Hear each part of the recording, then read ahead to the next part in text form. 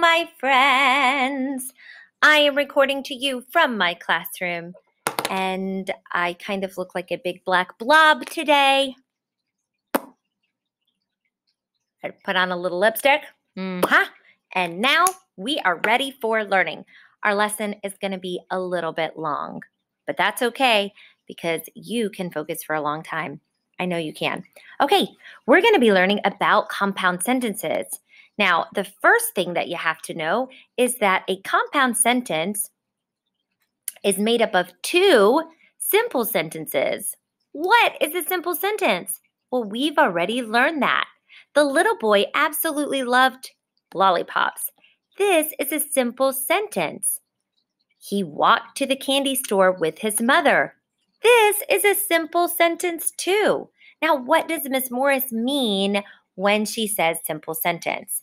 Well, a simple sentence is just one complete thought, like a sentence that maybe has a subject, it tells who or what, and it has a predicate.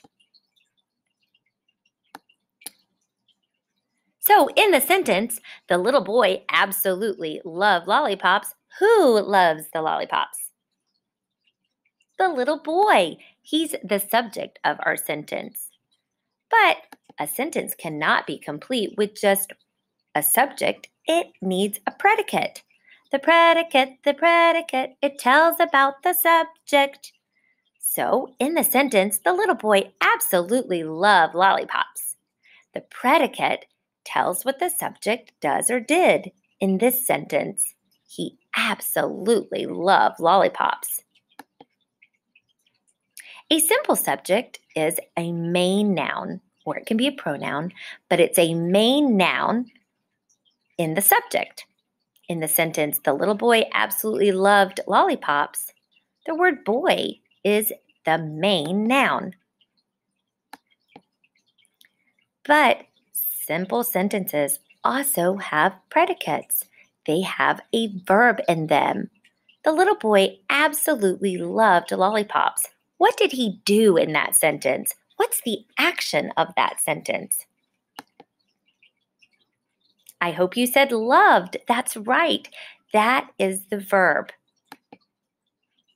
Now let's look at the second sentence. He walked to the candy store with his mother. Who walked? He walked. You smarty pants, you've got it. That's the subject. And what did he do? Well, he walked to the candy store with his mother. And what's the main verb? He is the subject, and the main verb is walked. He walked to the candy store with his mother. So that's simple enough, right? I hope so. Remember that a simple sentence is one complete thought. One complete thought with a subject and a predicate. Okay, the little boy absolutely loved lollipops. He walked to the candy store with his mother. But sometimes it's nice to combine two sentences together in one longer sentence if the ideas connect. So the little boy absolutely loved lollipops, and he's walking to the candy store with his mother. We could probably make that one super sentence, a juicy sentence. I love super sentences because I like to write. So how do we do that? We are going to build a bridge. You might be thinking, how? How are we going to build a bridge between our two sentences? Well, I'm going to show you how. You can connect two simple sentences like the little boy absolutely loved lollipops and he walked to the candy store with his mother. We can connect that with a comma and a conjunction. So let's have a little chat about conjunctions. Conjunction, junction, what's your function? That just basically means what do conjunctions do? What is the purpose of them? A conjunction is a connecting word. It is a joining word. It is glue for your sentences. And these are the main ones. There are 7 conjunctions that we can choose from to combine 2 simple sentences together.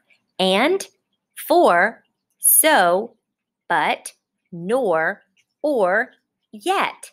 Read them with me. And, for, so, but, nor, or, yet. One way to remember these conjunctions is to use fanboys. I want you to memorize this word, fanboys. The F is for. The A is for and. The N is for nor. The B is for the word but. The O is for or. The Y is for yet. And the S is for so. If you can remember fanboys, then you can remember the most common 7 conjunctions. Okay, I want you to close your eyes. What does the F stand for? For. Hope you got it right. No peeking. What about the A? And. What about the N? Nor. What about the B? But. And that's the word but that forms in a sentence like, I like cheese, but I don't want to eat it every day. O, or, Y, yet. S, so. You can even put it in a song, like to the tune of Twinkle, Twinkle, Little Star. For and nor, but, or yet, so. These are the conjunctions that I know. I don't care how you memorize it, just as long as you can memorize it. Just remember this sentence. Andy forgot some buttery northern oranges yesterday. If you can remember that sentence, then you can remember fanboys. But Miss Morris thinks that her song is easier than memorizing that big sentence. Okay, let's do it. Here we go. We're going to connect these 2 simple sentences. We are going to build a bridge with a comma and a conjunction. The first step is we replace the first period with a comma. Let's look at our first sentence. Find the period on your screen. Oh, we're Xing it off. We've got to replace it with a comma now. All right, step 2, we have to add a conjunction that makes sense. What were our conjunctions again? Fanboys. For and nor, but, or, yet, so. The little boy absolutely loved lollipops. For he walked to the candy store with his mother. That one does not work. Nope. How about so? Let's try it. The little boy absolutely loved lollipops. So he walked to the candy store with his mother. Third, we're just going to make the capital letter lowercase, and we're going to tidy it up a bit. The little boy absolutely loved lollipops, so he walked to the candy store with his mother. This is called a compound sentence. We used a comma and a conjunction to create our compound sentence. So let's make another compound sentence. He held his mother's hand in the store. This is a simple sentence. Soon the boy wandered off towards the lollipops. We have 2 simple sentences. They're about the same thing. So I can combine them into a whopper, a super sentence. All I need is a comma and a conjunction. All right, so here we go. First, we need to build a bridge. 1, replace the first period with a comma. Boop, boop, be doop.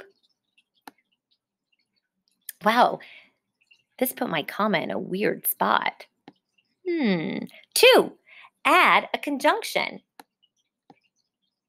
It's going to use but this time. 3, make the capital letter lowercase.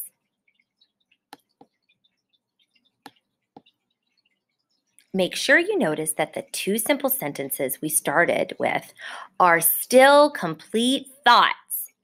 2 whole sentences, each with a subject and a predicate. We combined them together with a comma and a conjunction, and now we have our new compound sentence.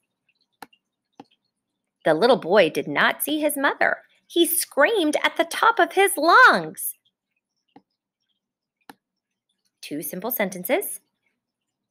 We have the little boy is the subject of the first one, and he is the subject of the second one. And we have him not seeing as the verb in the first one and screaming as the verb in the second one. So each one of these has a subject and a predicate. Now we can combine them by building a bridge with a comma and a conjunction. 1, replace the first period with a comma. Oh, looks like Miss Morris's board is messed up. That X shouldn't be there. It should be right here. Neat, neat. He screamed at the top of his lungs. This comma should be at the end. Silly sentence. 2, add a conjunction. So, the little boy did not see his mother, comma, so he screamed at the top of his lungs. Make sure that the capital letter is only at the beginning. You don't need this capital letter in the middle anymore.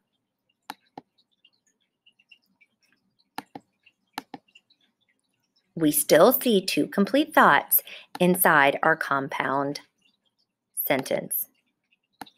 All the customers just stared.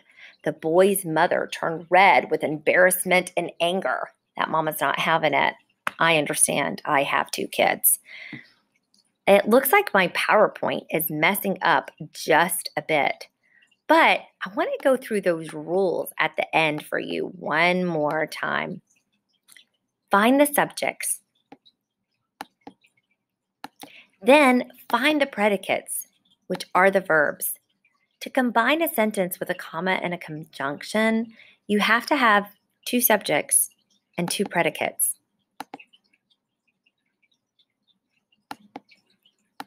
Then you can build a bridge. Rule number 1, comma. Rule number 2, conjunction, which is one of your fanboys. For and nor, but, or yet, so. These are conjunctions that I know. So you're going to use one of those words to connect. And finally, change the capital. Comma, conjunction, change the capital. Comma, conjunction, change the capital. If you can remember these rules, then you can form compound sentences. It's as simple as 1, 2, 3.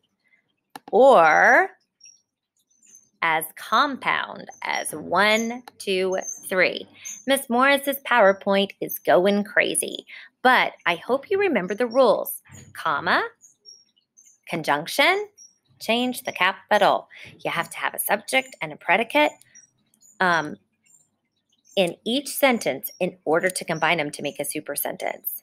I know that you can do it because you're brilliant, and I love you.